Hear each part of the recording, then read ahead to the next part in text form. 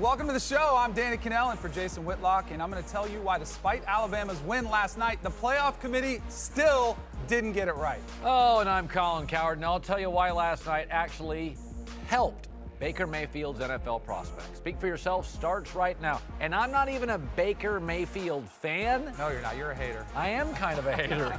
A hater. Hello, and welcome to the show. We're joined today by Fox College football analyst Joel Klatt and longtime NFL college coach and NFL coach Charlie Weis. Let's start in Pasadena, where we saw an epic Rose Bowl. It doesn't even do it justice. The showdown between Georgia and Oklahoma last night. The Sooners started hot, putting up 31 in the first half, but Georgia comes roaring back, running roughshod over Oklahoma and completing a 17-point comeback to take the win in double overtime. Colin, were you more impressed with Georgia or disappointed in Oklahoma last night? I was really disappointed in Oklahoma. Listen, there's two things Oklahoma had they may never be able to duplicate, even Oklahoma. Baker Mayfield. You may never get a college quarterback that good. And that O-line for Oklahoma is, outside of Bama, that's a bunch of NFL guys. And you had a 4th and 1 in overtime. And you said, you know what, I'm going to put my defense back on the field. Like, you went into that game as a coaching staff. Oklahoma knew they're going to run the ball on us. Like, we're looking at tape here. We're professional coaches. But you also went into that game thinking you had to make this decision as a staff a month before. Guys, our O-line's better than theirs. Our quarterback's better than theirs. We got good receivers. If it's 4th and close, we're going to let our offense control our future.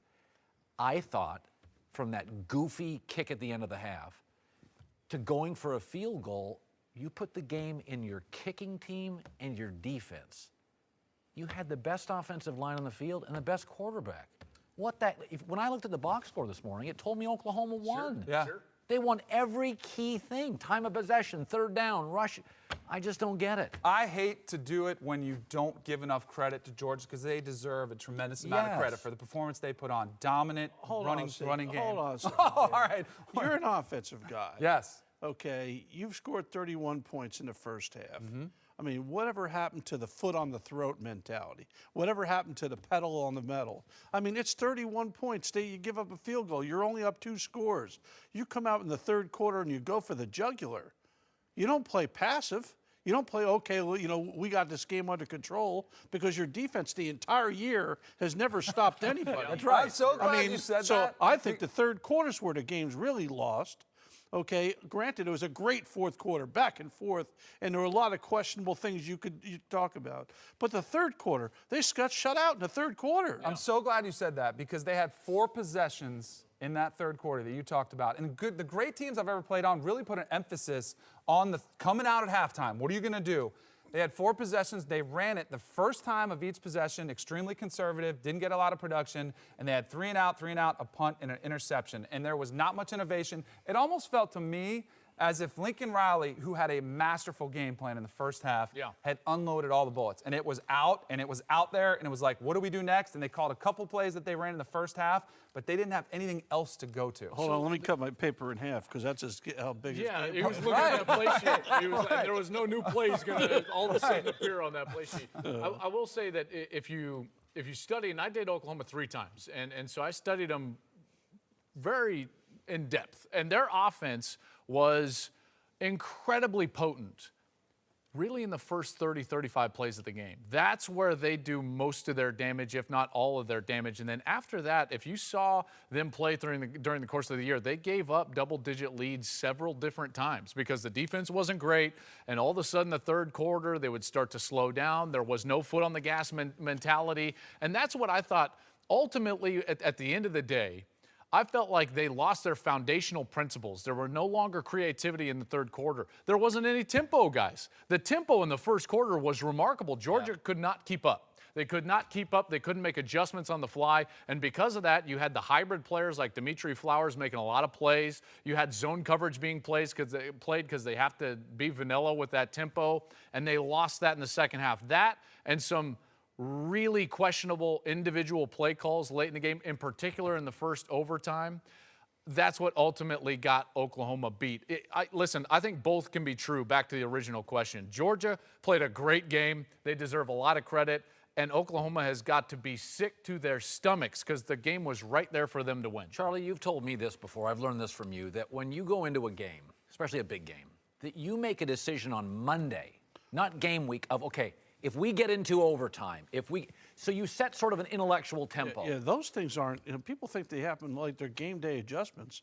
They're not game day adjustments. You've talked about them long before that. If this happens, this is what we're doing. So to my point, if this Oklahoma staff is as good as I think it is, you didn't tell me they sat down and said, listen, if it goes to overtime, we're going to rely on our defense. Right.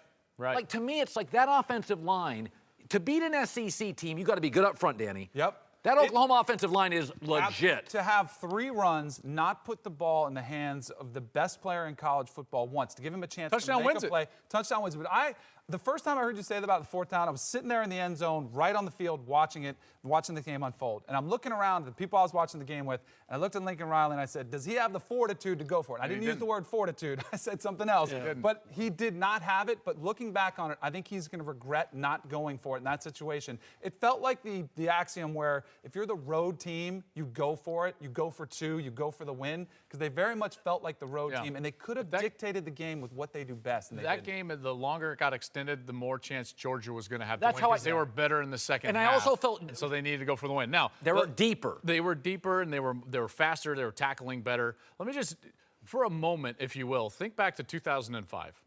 USC is playing Texas in the Rose Bowl, right? Iconic game, shots, Vince Young, 4th down, confetti. Imagine for a moment that Texas, on a critical play late, gave the ball to a player named Michael Houston. Do you know who Michael Houston is? He's a running back who carried He was it a 3 running back times. who carried it 3 times for Texas on the entire year. On 3rd and 2, touchdown wins it. They gave the ball to Jordan Smallwood on a sniffer back, little short side reverse. Bad call. That's his 3rd rush of the year. I'm not a like, coordinator. guys, what are we doing? I was sitting there like, A whoa. casual fan watched that moment and said, what are they doing? Hey guys, Jason McIntyre here. Before the show moves along, I wanted to tell you that support for the Speak for Yourself podcast comes from our friends at Rocket Mortgage by Quicken Loans. They understand that home plays a big role in your life and family. That's why they created Rocket Mortgage. Rocket Mortgage gives you the confidence you need when it comes to buying a home or refinancing your existing home loan. It's simple, allowing you to fully understand all the details and be confident you're getting the right mortgage for you. Whether you're looking to buy your first home or your 10th, with Rocket Mortgage you get a transparent online process that gives you the confidence to make an informed decision. It's convenient. Our trusted partners allow you to share your financial information with Rocket Mortgage at the touch of a button. And in addition to getting a real mortgage approval in minutes, you can even adjust the rate and length of your loan in real time to make sure you're getting the right solution for you. Rocket Mortgage by Quicken Loans. Apply simply. Understand fully. Mortgage confidently. To get started, go to rocketmortgage.com/speak. Equal housing lender. Licensed in all 50 states. NMLSconsumeraccess.org, number 3030. Welcome back, Joe. Klatt, Charlie Weis are here. Let's return to the Rose Bowl. Wild scene last night. Baker Mayfield was his usual cocky self, warming up in the opponent's end zone before the game, getting caught on camera saying, "It's over," during the first quarter. Obviously it wasn't. With Georgia coming back to win a thrilling double overtime game and prompting Georgia linebacker Davin Bellamy to offer Baker some unsolicited advice. What changed in the second half? Humble yourself. Humble yourself. All I'm saying is humble yourself. Yeah. I mean, all the flamboyancy, that's I carry myself the same way. But humble yourself, man. Did that feel you guys when he's Most doing? definitely. Most definitely. Our route receivers came back and told us how they was running their routes on air, before we went out there, and he was all in their line. You know what I mean? Just humble yourself, man. Baker, you're an emotional guy. When you're going after the game, you congratulate some of their players, and some of their other guys are yelling at you. I mean, are you hearing that, or is it just kind of like... Yeah, but they can say what they want. They won the game. That's just how it is. All right, Danny, does Baker need to humble himself to succeed in the NFL? Absolutely not. He needs to be true to himself, and this is who he is. He plays with this tremendous confidence, and as much criticism as he gets for his cockiness, all I hear him talk about in his press conference are his teammates, his offensive line, his wide receivers, his head coach, the job that everybody does around him that helps him do his job. The last thing you would want him to do once you get him into your NFL team is ask him to change the way he operates, because he thrives off of that back and forth. He thrives off the trash talk. He thrives when defenses challenge him and say, you can't move the ball on us. After his interception, when he threw the interception, he made the tackle that kind of saved the touchdown. He was right there, and the Georgia players came over and bumped him. And that was like a moment where he kind of woke up and got out of that funk that they were in the third quarter. I think he uses those moments to motivate him and get him going. Now, does he need to come in the NFL and wave a flag around and say, hey, I'm the best thing ever? Clearly not, and I don't think he will. But to ask him to change who he is, I think that'd be crazy if you're an NFL team. Well, depending on who he's playing for, he won't. I can promise you. Right. Because all I could see is the first time he did that, and if I had my hands on him, I don't know if I'd humiliate him in front of the players. Okay, which that's one thing you could do. Which one are you referring? Which bothers you? Well, I kind of like humiliate in front of the peers. I like to really do that. You know, you want to really tear somebody down, do it in front of the players. But, you know, in a closed door with a couple of choice words about, you know, play with fire, but don't be an ass. Right. I mean, there's a line. I mean, I think part of your job as a coach is to get them to understand where the line is. Like, you go back to the Kansas game, he was prompted in that game. You know, Kansas's players wouldn't shake his hand and stuff. He was prompted, but there should be somebody there saying, we don't do that. Yeah, you know, you don't let them go up and down the sideline and let that go. You know, either a fellow teammate, which sometimes in good locker rooms, they take care of it, or a coach goes up to you and say, knock it off. Yeah. You know. And there's a line. You're right. And however, there are certain players, regardless of position, that thrive next to that line. And you've coached them, I'm sure, Coach, where Lawrence. they have to be there. How about Lawrence? Yeah, sure. Yeah. They've got to be there. He didn't care about that line. Or else they're not effective, you know, and I think Baker's one of those type of guys. Now, I would say this, part of why his teammates love him is because he's close to that line. Part of why they play so hard for him, and part of why he's there in the first place is for them. Because he understands that reciprocal relationship that his energy provides for his team, and then their play in particular on the offensive side. That's why I thought it was so shocking when they went conservative. It was like I was watching a guy bend to someone else's narrative in the second half. That wasn't Oklahoma and Baker Mayfield that I saw in the third quarter. And I think, Danny, you're exactly right. Too many times we see really good college players think that they've got to be something else, whether it's technically or from a human element at the next level, and because of that, they fail. And, you know, Baker's going to have to find that line, where can I go, where can I not go, depending on the organization and the coach, but he needs to be close to that line to be effective. Guys, he's in a police video. There's a difference between being Aaron Rodgers confident and juvenile. Well, aren't those two different things, though? Hold on. Yes. Because, we're talking about like the swashbuckling guy on the field versus, yeah, clearly he can't be getting tackled by the police. Okay, what I'm saying is Aaron Rodgers is cocky. Johnny Manziel at a nightclub after being, you know, in trouble is juvenile. That's juvenile. Okay. You would be embarrassed. I would be if my kid was in that. If my I don't kid think anyone's arguing that that's not embarrassing. that's my problem. Yeah, but I'm also saying he's a college kid. You know, I'm saying there's a big difference between, I coached half my career in college, half my career in the pros. And the one thing my wife always said is she couldn't stand college because you're dependent on 18 to 23-year-old kids for your livelihood. And it's a different set of issues. You're dealing with family issues when you're coaching in the pros. You're dealing with them growing up when you're dealing with them in college. He's making a mistake. It's a mistake. Right. Okay. You know what I think is a bigger issue rather than his quote-unquote attitude? The fact that he doesn't pull the trigger in tight windows. He did last night in the fourth quarter. Yeah, he did in the fourth quarter because he was forced into that. All of a sudden they're down 7 and you got to go, right? But there's an element to his game where he doesn't pull the trigger a lot, in particular intermediate down the middle of the field in tight windows. I think that's more problematic than some sort of attitude narrative. All I know is this. Name the Hall of Fame quarterback with a police video. Well, name a Hall of Fame quarterback that was in college when there were police videos available. Yes, thank you. I'm more worried they didn't run away from the cops in that video. They tackled him. He's supposed to be elusive. And here's what I'm more worried about. I'm more worried about if I'm calling a play, it's the most important play of the entire year, okay, and It's 3rd and 2. Number 12 from the Patriots, if I'm coaching him, he's going to have the ball in his hands. Yeah. Okay, I'm not giving it to some indiscriminate running back, no disrespect. And every once in a while during the season, you'll have a scheme play where, hey, this is what we're going to do in that situation, and you got something that you know what their defense is going to be. I mean, like a direct snap to the run. I watched it in the Super Bowl last year. 10 years later, after we put it in, they're still running. they're still running the same play, calling it the same, running the same It's the play. same fake. I'm Kinda getting goes over 20 his head. texts, and with everyone give me the name of the play and everything like that.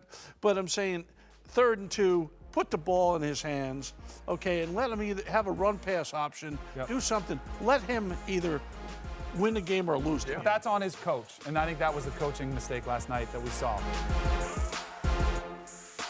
In New Orleans, where Bama won their 3rd installment of their postseason trilogy against Clemson in last night's Sugar Bowl. Number 4 Bama didn't even make the SEC championship and was the last team into the playoff, but they dominated the top-ranked Tigers on both sides.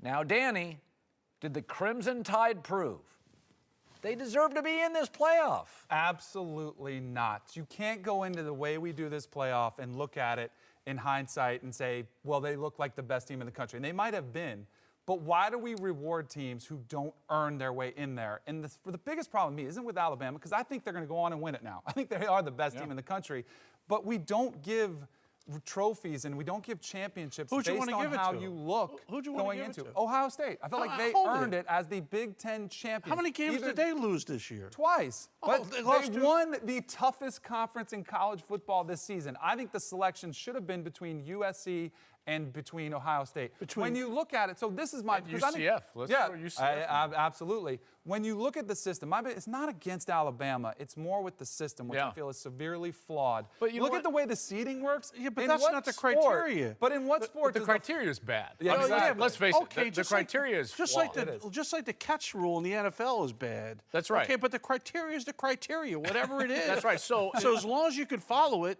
they're trying to get the 4 best teams in there. So why wouldn't Did you you say watch Ohio the game State last proved it? night? Oh, why? I watched Ohio State. Did we dominate watch a USC. different game? No, but why don't we look at Ohio State and say they deserve a shot? Because The they problem- proved their worth. No, they got beat by 30. No, but I'm saying but they got There's- Iowa, Alabama right? Was got it boat Iowa? raced by Auburn. There's a huge problem with just trying to identify the best team. That's very different than having a team earn a championship. Those two things are very different.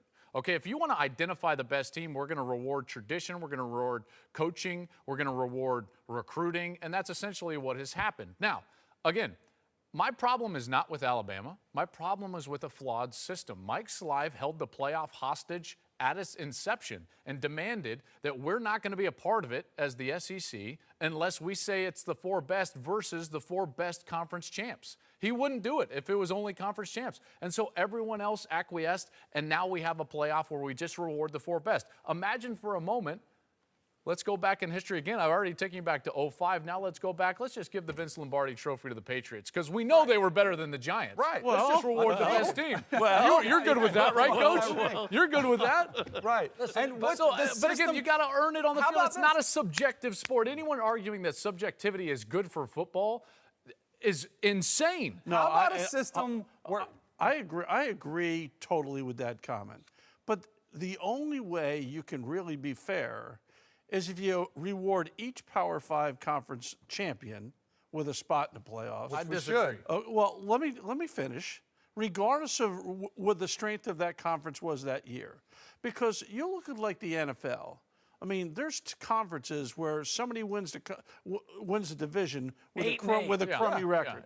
Now, they aren't as good as some of the teams that aren't making it right there. But it just so their conference has to have a champion, so their conference champion goes in, and when they get in, they always have a chance. My only problem with that is that as soon as we have automatic bids for conference champions, we render the non-conference completely meaningless. And I think that's problematic for our sport. No, I think you need to have another. Because you can lose all your non-conference games and still win Not your if you conference have and go. 3 at-large bids. And we'll get to this No, later. I'm saying it's those 5 plus 3 An automatic bid more. for a conference champion renders the non-conference completely meaningless. because you can lose every non-conference game What about for and seeding? still win your conference. But you could have seeding You're at telling me stake? seeding matters? I just saw Clemson have to play essentially a road game as the #1 seed. All right, what about if you have seeding there and you also have first-round bye potentially at stake? You could have that. How many come games into are we play. playing? What do you mean first round bye? No, but if you go to 6 instead of 8 and you give the top 2 seeds. So now we're just going to move the bench. So we're going to make, rather than teams 5, 6, and 7 being upset, now we're just going to move it to 9, 10, and 11. Biggest problem, how about the fact that the 4th seed, which is supposed to be the last team that creeps in, that's supposed to have the biggest disadvantage,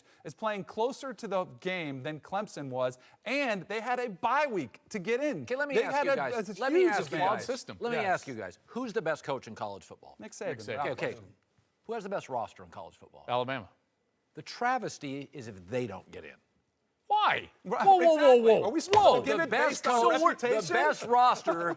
We just give it on reputation. That's a travesty. Are you serious? Yes, I am. You're serious. A travesty in life is if Oh, there's a kid my that has goodness. the best grades and the best SAT score, and he doesn't get into No, Harvard. that's different. That's a different travesty. because totally that kid different. earned it. You're talking about the Oh, kid yeah, that's like, Alabama well, beat- hey, he's 6'4" and he's blonde and Alabama blue-eyed. beat everybody by 60 this year. Not No, Auburn. you're talking they about- didn't beat Auburn by Oh, they 60. had one loss. Clemson But had they didn't have 8. to play a championship game. But you I'm guys losing are, my mind. You're setting up all these crazy obstacles. Let's just get it right. Winning your conference is not a crazy obstacle. No. We all admit it's a flawed system. Yes. Pac-12 plays 9 in conference. SEC plays 8.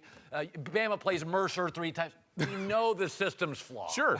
We're all so if it's flawed, let's not create obstacles. Look at eye test, FCS. best coach, best roster. Look eye at, test is look the at worst term in FCS. sports. Look at FCS has 16 teams Yes. in there. Okay, I don't think you ever can get that academically with a schedule. Right. If you're really concerned with kids taking exams and everything, I don't think there's any way you could fit 16 in, but you can fit 8 in. You have to Yeah, play a it's game the before easily. Unintended consequences We're gonna get to of, that, of having automatic bids. A true champion It is a great ruins the regular consequence. season of college football, guys. It All right, ruins there's it. no doubt there are flaws in the system of college football. By the way, SEC fans, with you and I on the desk, their minds are Nuts. just like Yeah, exploding. but my head was exploding last night. Welcome back. Joel Klatt is back, and we're now joined by the founder of the Big Lead, Jason McIntyre. I told you I dunked on him at the Phoenix, but I also rained threes all over him too, so he's used to it. He's Michael Jordan, basically. Yes, let's return to college football, where Alabama will take on Georgia in a all-SEC national championship game Monday night. But both these teams lost to Auburn during the season, and Auburn just lost to undefeated Central Florida in yesterday's Peach Bowl, prompting outgoing UCF coach Scott Frost to complain that the playoff selection process was, quote, unfair. Cowherd, does college football need to expand the playoff? I'd be okay if it did, but it doesn't need it. The sport's doing fine without it. I'm not a big believer in more. So if you expand the playoff, what you're saying is you'd have an 8th team.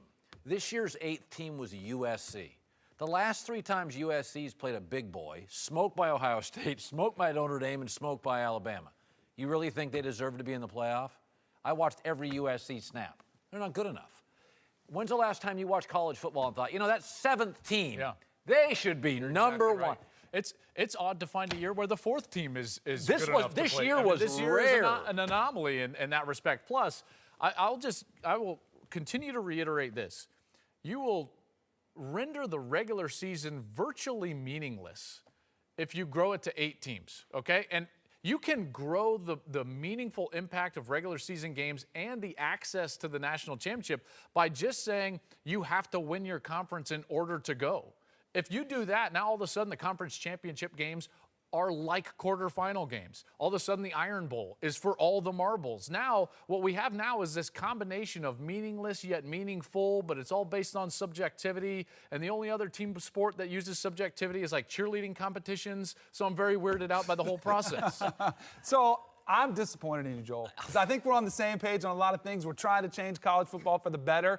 How can you not view 8 games as the perfect solution? And I would say, because you sound like the BCS, the old standard, who came in there and they said they're just going to ruin the regular season. We heard that same thing with the BCS. And the regular season now is even better with 4, and I think it would be even better with 8. I think it would matter if you went to 5 conference champs and 3 wild cards. You know who the regular season matters to? Those 3 wild cards, who are going to want to win those games to get a chance if they don't win that conference. How many losses did Stanford have this year going into the conference championship game? 3 or 4. 3 or 4, right? You don't really know. Yeah. Why? Because it was nondescript, because it was 3 or 4. Right. So you're saying that if they would have beaten USC, which they were within a hair of doing in that Pac-12 championship game, that they should go and play in the playoff? Why do we That's have a crazy. problem with that? I have a huge problem with that because bounced. the regular season in college football is the most unique and the most important regular season in all of sport. Not American sport, just unless sport. you're Bama. And you can lose to Auburn in the and you can regular have a season pathetic and resume and sneak in. Joel, here's my problem. You played Division I college football. So did you, Danny. When the season starts in August and everybody gets to practice, every team should have a shot at winning the national championship. You put it all together.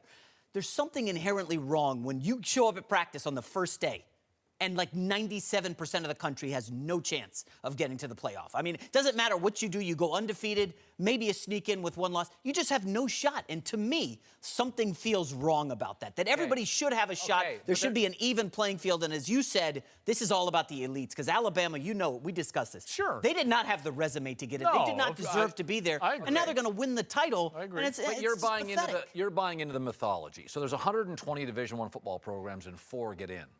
And you're saying, college basketball, 68 get in. There's 370 programs. Percentage-wise, it's not that far apart. The truth is, there's only 7 teams every year that can win the NCAA tournament. Go look. Kansas is going to win it, or Carolina, or Kentucky. Yeah, but what are the most memorable runs? George Mason going to the Final Four, Butler going back-to-back. People love that. Joel, let me say this. UCF undeniably plays a better brand of football than Alabama right now. Would you not agree with that? The George Mason run, because George Mason didn't win the title. Nobody so UCF's cares. run to the Peach Bowl was exactly what George Mason's run in the NCAA tournament was. It was an exhibition game, Joel. But that's exactly what George Mason was. You're making, it's a false narrative. Nobody can forget the George Mason run. I forgot it the second it was over. You know Until what, he just mentioned You know it. what people can't forget? Christian Leitner's shot for Duke against that was Kentucky. a great game. Vince Young run to the corner of the end zone. Nobody gives a rip about the VMU. You don't like underdogs, huh? Here's the thing. Here's the problem I have. Then we need to separate UCF and the group of 5 and say you guys have no chance because they really don't have a chance okay right with that. now. But that doesn't make why have them call an FBS program? Why do it? I care about the game of football. I pled with Bill Hancock. He's the most powerful man in college football. He runs the college ball playoff. He was in charge of the BCS. He's in charge of the playoff now. And I begged him. They're not going to do it because they have this 12-year contract. They're only 4 years in. It's going to be there. But ultimately, I think they will do the right thing, which is give more teams an opportunity because it is bad for college football that 3/4 of the country is going to be watching a championship played and none of them have any vested interest. Nobody cares to see a pseudo-SEC. Well, they're not going to be watching, Danny. The ratings are going to tank. And that will change things. We're closer to change than you think because, and here's the deal, there's only 5 guys that can really change any of this, and that's the conference commissioners because they're the ones that own this playoff in the first place. It's not Bill Hancock and any of these things. And here's the deal. The reason we have 4 best versus you have to win your conference to go is because Jim Delaney didn't put a flag in the ground when it was first created. Mike Slive said, I'm not signing off. Jim Delaney said it's better to have a playoff than not have a playoff, so he sided with the ACC and the SEC. Guess where Jim Delaney is starting to go now? That the conference champions should have a requirement to get into the playoffs. So now you've got the Big 12, Pac-12, and the Big 10 potentially in a 3-against-2 vote that could change the criteria of this playoff within 3 years. I really think that's a possibility. All right, to another of yesterday's games, the Outback Bowl. Michigan blew a 19-3 lead, lost to South Carolina. Can't believe it. After a pretty disappointing season, the script says hugely. Let's slow down. It's been swirling around rumors that Jim Harbaugh might be headed back to the NFL, but the coach shot them down after the loss. Coach, with the opportunities that have opened up today in the NFL, is there any possibility that this is the last game you can coach for Michigan? No. Is next year make or break for Harbaugh? Absolutely. I don't see how you could see it as any other way for a coach who has generated some exceptional attention to his program, where he played. There's a long, rich history that's well documented. Comes in there, makes a great splash, creates a lot of attention, goes down shirtless to the SEC country and hosts a satellite camp there, rattles some cages, gets paid a lot of money, bring some recruits up to Michigan. But the whole country was tired of Jim Harbaugh. You know who that act is wearing thin with? Michigan fans. They're tired of all these storylines that are captivating the national college audience in the offseason, and they want to see some wins. He's 0 for Ohio State, 1-2 versus Michigan State, finished this season with 3 consecutive losses.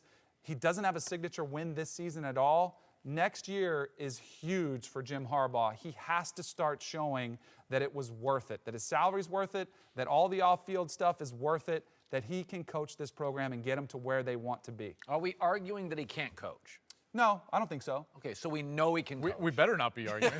All right. So we know he Come can out of my coach. seat. Right. Got But we've seen him run his course at other programs. We saw him run his course with San Francisco 49ers, and that was a big storyline that follows. At Stanford, that there's a 4-5 year window where it's exciting, guys buy into it. It's got to be and then different in it gets old. college, though, because the cycle of the players will end up cycling out of that window. Yeah, that's why I thought he would have success Yeah. there. But I think there are some causes for concern, though. Like, he's supposed to be this quarterback expert. He played the position. You know, he had Andrew Luck, supposed to develop quarterbacks. His quarterbacks have been atrocious. Yeah, the last 2 years, that's and even been Jake the Rudock, position. his first year was. Well, and Rudock was good at the end of the season. Okay, but I mean, he inherited a really good Big Ten.